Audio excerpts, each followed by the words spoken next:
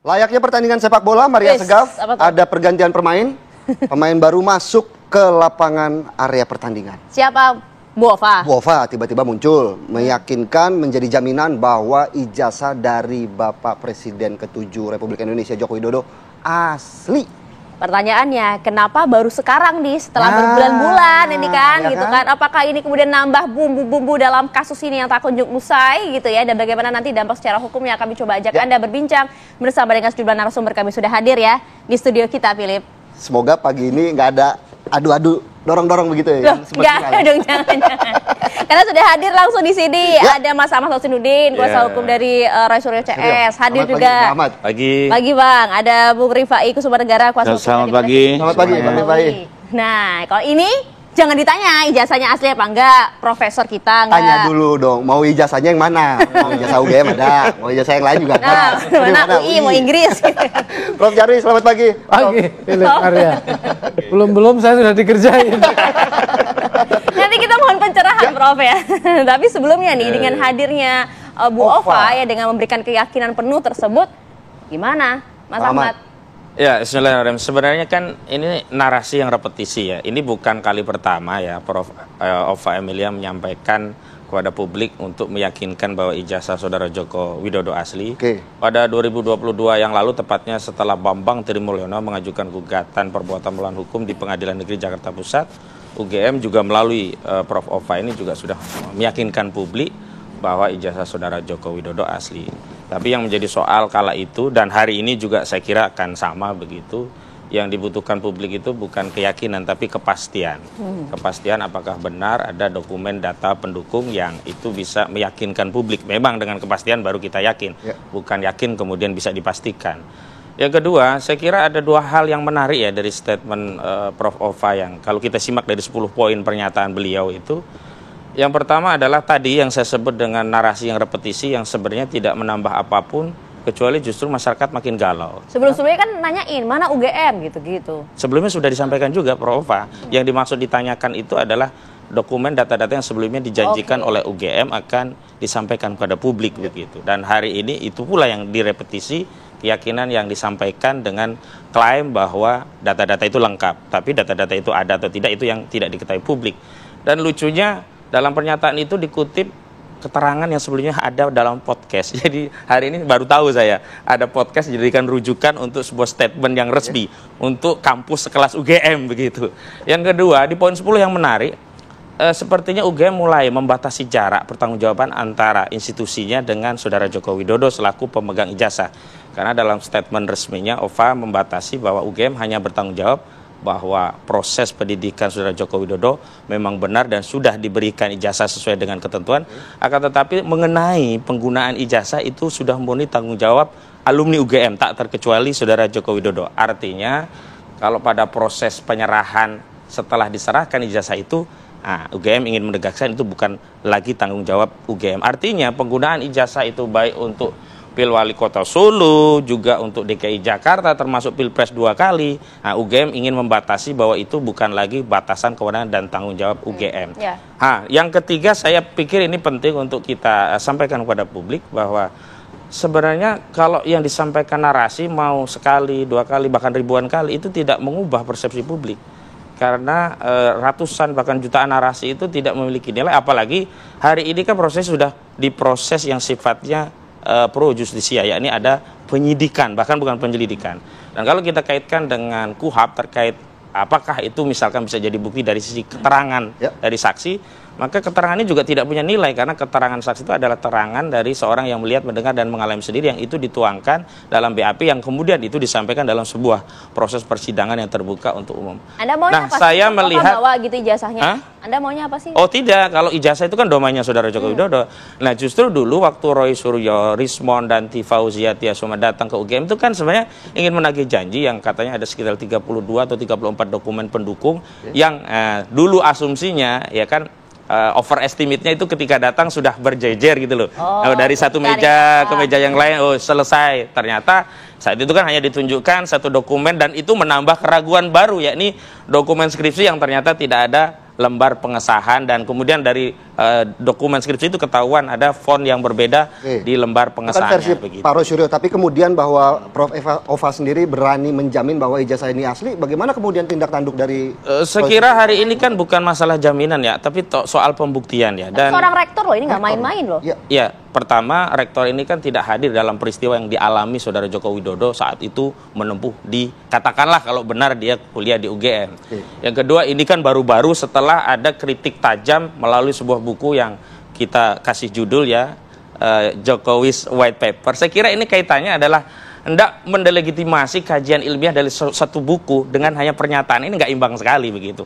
Bisa saja sebenarnya ya hasil kajian ilmiah dari buku itu dilegitimasi dengan satu dokumen saja, yakni dokumen ijazah yang asli punya Jokowi. Tapi kalau dengan pernyataan, saya pikir sulit sekali ya mendelegitimasi sebuah kajian, apalagi dari pihak-pihak yang punya otoritas di bidangnya masing-masing, hanya dengan pernyataan. Dan di dalam satu pernyataan, rincian penjelasan dari pernyataan itu dikutip dari sebuah podcast. Baik. Menurut saya ini Bang Rifai, tidak layak. tidak membuat bergeming pihak Roy Suryo CS. Seperti apa kemudian tanggapannya? Ya, kalau ini sih memang sudah kami prediksi ya. Jadi apapun argumentasinya, bahkan nanti kalau sudah di pengadilan pun putusannya pasti komplain lah, keberatan, dan itu wajar lah ya, wajar dalam artian semua berkeras dengan pandangannya masing-masing, nanti ditengahi oleh pengadilan, tapi apapun juga biasanya terus upaya hukum sampai akhir, dan terakhir biasanya ya rex judicata, mau tidak mau baik ataupun buruk putusan pengadilan adalah jalan terakhir. Nah, tapi saya kembali ke ke tayangan yang UGM lakukan ya. Menurut saya sih pertama, ya betul, saya sepakat sama Bang Ahmad, ini bukannya baru, ini kali kedua ya. Sekalipun mungkin ada yang hal baru di sini adalah mencoba menjawab beberapa pertanyaan-pertanyaan yang selama ini mengemuka. Apa itu? Soal IPK, soal Pak Kasmujo, soal apa lagi ya? Ya beberapa pertanyaan-pertanyaan yang selama ini muncul ya. Jadi kan gini, 2022 lalu tuh pernah juga UGM secara formal di kampusnya, tapi di sini ada waktu itu ada dekan dan beberapa alumni menunjukkan, itulah yang fotokopi itu yang di atas, karena memang UGM yang dia pegang adalah fotokopi, karena ijazah itu hanya sekali dibuat, diberikan ke Pak Jokowi, dia pegang kopinya, ditunjukkan, niatnya baik, tapi yang terjadi adalah justru diserang, itu di-challenge lah ya. Tapi kopiannya sama asli sama dong? Harusnya sama dong, karena kan yang mengkopi waktu itu UGM. Ya. Di-challenge, kok nama Pak rektornya kok berbeda, Pak Sumitro, Soemitro dan Sumitro gitu kan. Terus font dipersoalkan gitu ya. Sehingga dan itu dipublish, sehingga kan terjadi keraguan. Nah, setelah itu ya, tapi terima kasih dengan di-challenge, akhirnya kan didalami ya, dipelajari ada apa ini, kenapa begitu. Ya, dan memang tentunya butuh waktu, karena begini, bagaimanapun kan pejabat-pejabat sekarang UGM ini kan pada saat tahun 85 mereka belum jadi, bahkan mungkin belum ngajar di sana, saya nggak tahu juga ya, atau paling tidak belum dalam posisinya. Jadi mereka pun juga harus semi-semi seperti arkeolog. Nah, menggali, mencari, dan cukup menariknya karena kami juga tim lawyer juga mempertanyakan itu, karena bagaimanapun kami perubahan. Nggak mungkin juga kami hanya mendasarkan keterangan Pak Jokowi, kami juga butuh evidence, tapi kan evidence perkuliahan itu ada di dalam kan gitu. Nah, tapi mereka melakukan pendalaman, dicari semua dokumennya. Secara kebetulan nih, saya dapat informasi, kebetulan mahasiswa Fakultas Kehutanan itu jumlahnya nggak banyak.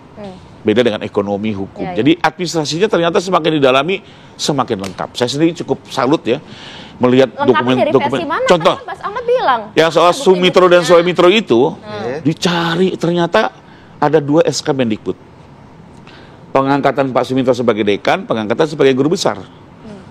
Dia sebagai dekan memang Soemitro, sebagai guru besar Sumitro. Sehingga memang waktu itu terjadi perubahan, karena SK Mendikbudnya ini kan soal pengangkatan, ini berdampak kepada status beliau di sana. Dan beliau ACC, artinya dokumen-dokumen yang selama ini Su dan Soe itu salah satunya, dan sudah diterangkan oleh Prof. Nah, dokumen-dokumen juga saya coba terus tanya, kami challenge juga ya. Nah, cuma mungkin kenapa nggak ditunjukkan, ini mungkin saya juga nggak tahu ya. Lebih kurang mungkin gini, karena sedikit kapok waktu 2022 ditunjukkan, bukannya selesai, bahkan di-challenge. Kan kalau datanya nah, ini khawatir kan kalau semakin ditunjukkan, di-challenge nggak selesai-selesai. Tapi saya pastikan dokumen itu ada, gitu ya. Karena saya pun pernah ditunjukkan, ya. Sekarang pun teman-teman Polda sudah bakal menyita semua. Itu hampir ratusan dokumen disita. Dan nanti mungkin biar nggak terus terjadi perdebatan di media, di publik, mungkin semua dokumen ini akan ditunjukkan secara terbuka di pengadilan, gitu ya. Nah, ya mungkin itu jalan-jalan terbaik, karena kembali lagi apapun yang ditunjukkan pasti terjadi perdebatan lagi, pusing, kasihan masyarakat, tambah bingung. Biarlah ini dibawa kepada forum yang tepat ya, karena kita juga kan nggak mau trial by the press ya. Kita biarlah di forumnya. Ini masalah sudah terlalu lama. Nah, saya mau nyinggung sedikit soal buku ya. Kebetulan di TV lain kemarin juga kita sempat bahas buku, dan kemarin juga saya coba tanya Mas Joshua yang kebetulan katanya hadir saat launching. Apa yang salah dengan buku itu? Intinya gini, ya pertama kami sih melihat buku ini sebagai satu upaya untuk membangun alibi lah. Wajar dalam pembelaan, mereka juga harus mencoba sedemikian rupa untuk melakukan pembelaan. Ya. Tapi setelah saya coba simak, ya penjelasan intisari dari buku ini sebenarnya ada beberapa hal yang cukup menarik. Ya. Pertama, ternyata Bang Rismon kembali membahas dari program ELA. Padahal ELA itu error level analysis itu di pengetahuan umum gitu ya, itu tidak bisa digunakan untuk menguji dokumen analog. Ya. Gampang aja, saya ajak juga pemirsa masuk ke ChatGPT, kasih pertanyaan, apakah ELA atau error level analysis mampu menguji asli palsunya ijazah yang berbentuk analog? Itu ChatGPT aja udah tahu gitu ya. Jawabannya apa tuh? Kan Anda pasti udah pernah coba tuh. Tidak bisa. Tapi sangat tidak mungkin, karena itu aplikasi itu tidak bisa digunakan. Boleh dicek ya, teman-teman boleh cek di ChatGPT ya. Itu pengetahuan umum lah. Tapi kan kadang ChatGPT juga tidak 100% benar begitu Bang Rifai. Apapun itu dicoba. Ya di beberapa ChatGPT boleh tanya, tapi konsisten dan jawabannya logis gitu. Karena ELA itu hanya untuk menguji foto, digital. Perubahannya foto digital. Jadi sesuatu yang analog namanya tidak bisa diuji. Selama ini kan saya dapat informasi kan dari beberapa orang-orang digital forensik ya. Termasuk diantaranya beberapa teman-teman digital forensik bilang coba aja cek secara umum kalau juga nggak percaya saya. Nah, Joshua ini sendiri digital forensik ya, beliau sendiri sudah ratusan kali jadi ahli dalam perkara seperti ini ya, dan boleh di googling di Mahkamah Agung. Keterangan beliau itu banyak dipertimbangkan, banyak dipertimbangkan oleh pengadilan dalam memutus gitu ya. Jadi kalau dari segi, bahkan ini masih juniornya Bang Rismon yang membantah itu satu. Kedua, kalau kita lihat apa yang disampaikan Ibu Dr. Tifa ya, mohon maaf, itu kan neuroscience ya yang dibahas. Ini kan cukup menarik. Bagaimana neuroscience dalam hal ini perilaku seseorang bisa menunjukkan ijazah palsu. Ini kan seperti nggak connect gitu ya. Ini kita bukan acara bedah buku ya, Bung. Iya, bukan. Tapi saya langsung aja kepada intinya apa yang ingin disampaikan ya. Ini alibinya dari mana? Dalam hukum ini kan sudah nggak logis. Dalam hukum saya mau ceritakannya, dulu ada teori Lamroso.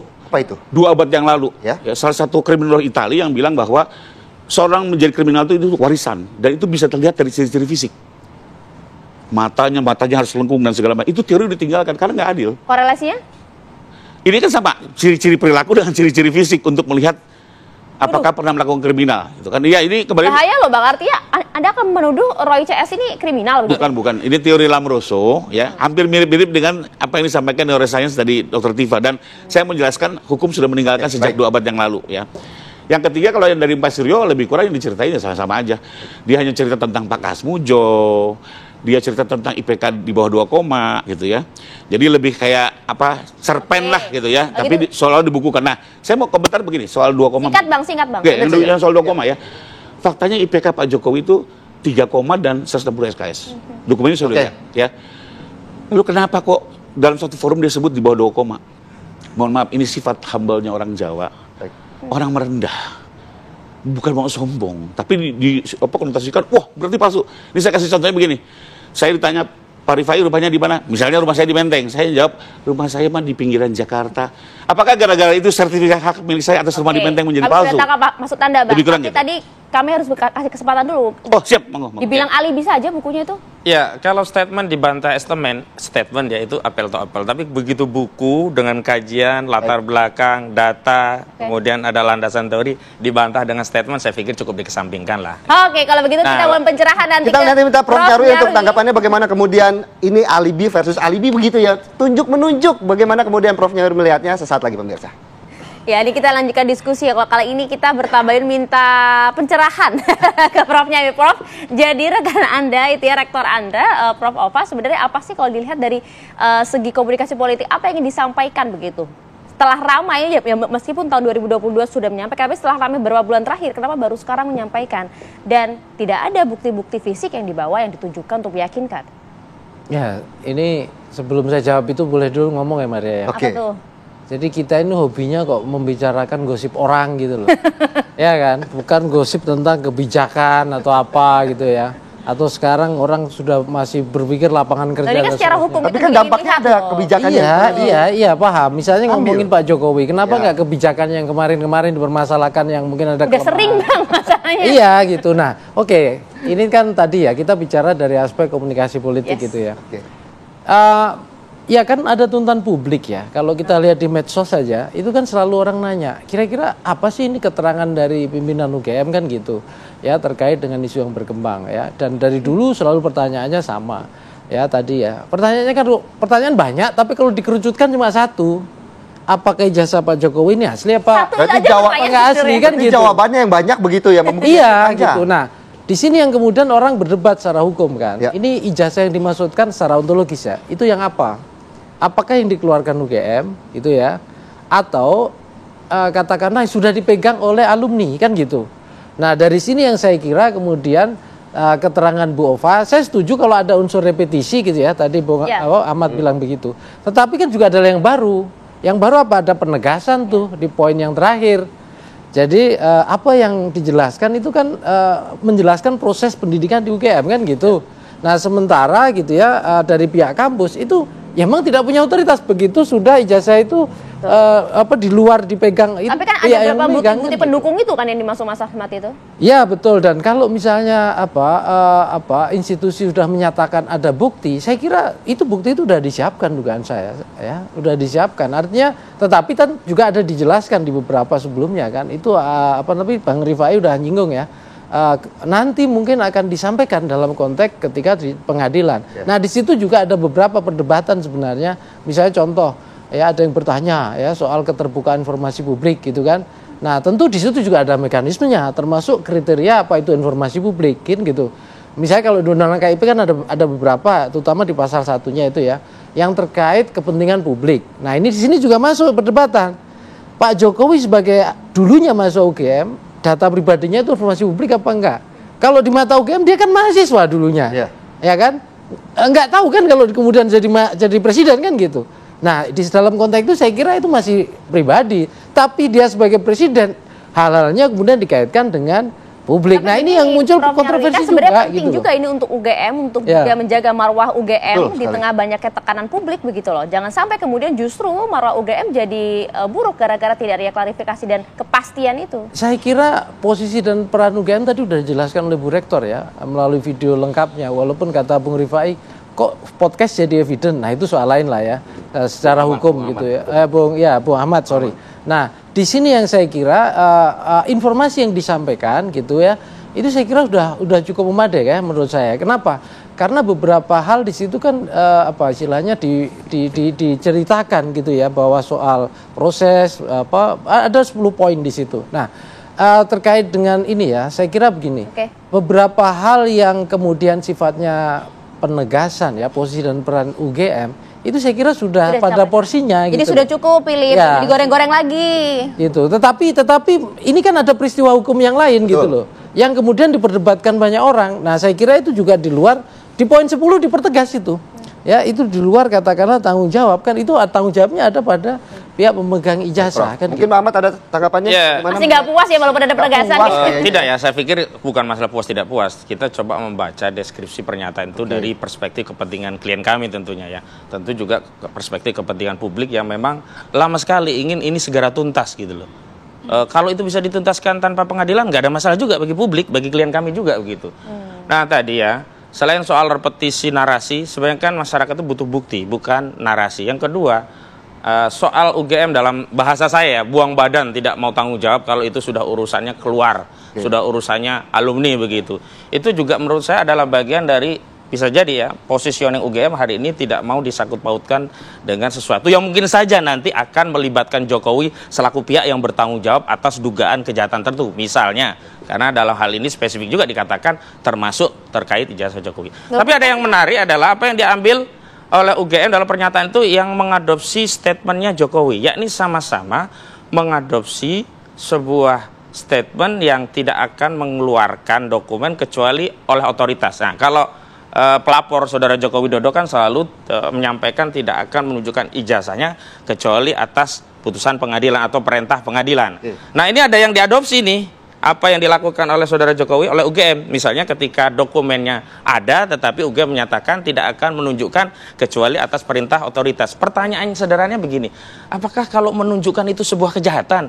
Misalkan saudara Jokowi nggak ada kewajiban untuk menunjukkan, nggak ada kewenangan Anda untuk melihat. Tetapi apakah kalau itu ditunjukkan dan masalah ini clear, itu sebuah kejahatan kan enggak? Tapi kan yang kedua, UGM oleh pihak UGM kan hanya fotokopian, artinya kan ijazah aslinya. Dan UGM misalnya, kalau UGM menunjukkan 34 data-data rujukan, apakah itu kejahatan? Enggak juga. Nah pertanyaannya sekarang adalah bagi kita semua, termasuk kepada UGM, termasuk kepada saudara Jokowi, ingin tidak sih segera melerai perseteruan anak bangsa ini agar persoalannya segera tuntas. Kalau memang maunya panjang sampai pengadilan nggak ada masalah. Nanti ada banding, ada kasasi, ada PK, oke nggak ada masalah. Gitu. Gimana tadi tanggapannya? Ya, saya tidak mewakili UGM ya. Jadi kan Anda mengundang secara komunikasi politik Jadi itu dulu. Nah, yang kedua begini. Saya setuju kalau bicara soal yang ideal begini, itu kan ini ujungnya kan tadi pertanyaannya tadi saya sampaikan kan, asli palsu kan gitu. Nah itu kan kalau ditunjukkan ya selesai. Kalau secara logika normatif hukum. Tapi kan juga banyak pihak yang percaya juga. Misalnya Mas Rifai, belum tentu juga selesai. Misalnya begitu. Tapi terlepas dari itu begini. Perlu dilihat ya. Ada dua hal yang berbeda sebenarnya. Kalau yang dalam konteks tadi disampaikan Bu Rektor. Itu kan bahwa UGM punya bukti-bukti itu. Tapi kan ibaratnya itu dokumen yang nanti diperlukan bisa disampaikan dalam proses pengadilan. Ya. Nah tentu UGM itu punya badan publik, sebagai badan publik ya. Kita juga, saya kira dugaan saya, ada semacam kewajiban juga sebagai badan publik kan, untuk menjaga misalnya ya, kategori-kategori informasi publik mana yang misalnya, nah itu kan diuji juga oleh Komisi Informasi Publik misalnya begitu ya. Nah, saya kira di sini yang saya kira informasi sejauh mana itu bisa diungkap atau tidak itu harus diklirkan dulu ya. Nah, peran UGM itu sebagai lembaga pendidikan gitu ya, yang kemudian menjaga proses pendidikan termasuk orang-orang ya, mahasiswa yang berproses di sana gitu, dan itu dipertegas juga ada poin yang disampaikan Bu Rektor juga. Sangat paham juga pasti. Bang Rifai mungkin langkah selanjutnya apa setelah tidak bergeming, tidak dianggap UGM sudah bicara. Walaupun sudah bicara pihak UGM, seperti apa kemudian langkah selanjutnya? Ya, saya sepakat memang untuk lebih meyakinkan sebaiknya ada bukti-bukti yang bisa dilihat juga. Otentik ya. Tapi kembali lagi karena kekhawatiran atas presiden yang sudah pernah ada, ya. Sehingga memang yang terbaik adalah di dalam forum resmi. Apalagi kalau sekarang udah terlambat, semua udah disita. Ya, barang-barang. Punya Pak Jokowi juga? Sudah. Ijazah Pak Jokowi. Dan dari kampus juga dari UGM juga katanya udah disita ya. Saya tanya dari penyidik karena saya sebagai pelapor juga ingin terus memantau ya. Bahkan cukup menarik tadi kan sekalipun tadi Ibu Rektor soal fisik ijazah dikembalikan kepada pemegangnya, kami sendiri nggak khawatir. Pertama sudah ada lapor yang menguji keaslian dan sekarang juga sedang diuji kembali. Menariknya adalah sekarang diperbandingkan dengan puluhan bahkan hampir ratusan ijazah lainnya di tahun yang sama. Tidak hanya Fakultas Kehutanan, hukum, ekonomi dan semua. Nah itu dia lah, jangan sampai kemudian nanti justru kasihan lapornya nih, jadi kerja keras. Tapi paling nggak menjawab bahwa ini di-compare dengan ijazah-ijazah lain. Karena kan kembali lagi Bang Rismon dengan Elanya selalu mempersoalkan ya soal font. Dan ini langsung dari fisiknya. Karena betul-betul analog ya, dan mudah-mudahan nanti akan terjawab. Nah, kembali ke yang tadi. Nah, maaf nih Bang, tapi karena begini, jadi kan soal yang tadi yang dikomentari, saya mau komentari bahwa Pak Jokowi ingin panjang, enggak juga Pak Jokowi ya. Dari awal juga beliau kan menegur 2 kali biar selesai. Bahkan waktu kemarin di Barreskrim ya, saya itu bertanya langsung di dalam forum. Karena ditanyakan terus soal ijazah ditunjukkan. Saya bilang tanya, adakah di forum ini yang bisa menjamin kalau saya tunjukkan ijazah, maka ini selesai? Tidak ada yang berkomentar. Saya tanya kedua kalinya juga, sama tidak yang menjawab. Inilah yang membuat kami juga jadi serba salah gitu ya. Mungkin kalau Bang Ahmad positif ya pemikirannya gitu ya. Tapi kan kembali lagi ini udah rame, banyak yang ikut campur gitu ya. Sehingga juga kita serba susah ya memberikan rekomendasi kepada Pak Jokowi. Intinya juga sebenarnya kita nggak mau panjang-panjang. Artinya Pak Jokowi tidak akan menunjukkan lagi karena ijazahnya sudah disita dan semua pembuktian akan ada di pengadilan begitu ya. Kita akan nantikan nanti bagaimanakah proses di meja hijau yang akan terjadi begitu ya. Ada satu hal ya. Pertama, saya pikir kita kok nggak membangun ya masalah negara ini dengan husnudzon, prasangka baik. Artinya prasangka baik kalau ditunjukkan selesai. Jangan kemudian membangun suudzon. Nanti kalau ditunjukkan akan. Yang kedua, udah nggak bisa bang, udah disita. Yang kedua kalau udah disita, kami mau uji lewat saksi. Kemarin kami minta lihat, nggak diperlihatkan pula. Sehingga kami melihat proses sita itu bukan dalam konteks, dalam tanda petik ya pendidikan saja, tetapi pengamanan. Sehingga tidak ada lagi tuntutan kepada saudara Jokowi. Yang terakhir yang menjadi soalan kita itu adalah, kenapa sih ini berlarut-larut? Kenapa? Karena kita mengadopsi birokrasi untuk menyelesaikan persoalan ini. Yang birokrasi kita apa? Kalau bisa diperpanjang, ngapain? Ya dipersingkat. Jadi itu yang terjadi kayaknya. Ini masalahnya Rizky nggak ada di sini. Nanti kita coba akan gali diskusi lain kali ya. Terima kasih banyak. Terima kasih Bang Ahmad. Ya, sama-sama. Prof Nyarwi pagi hari ini.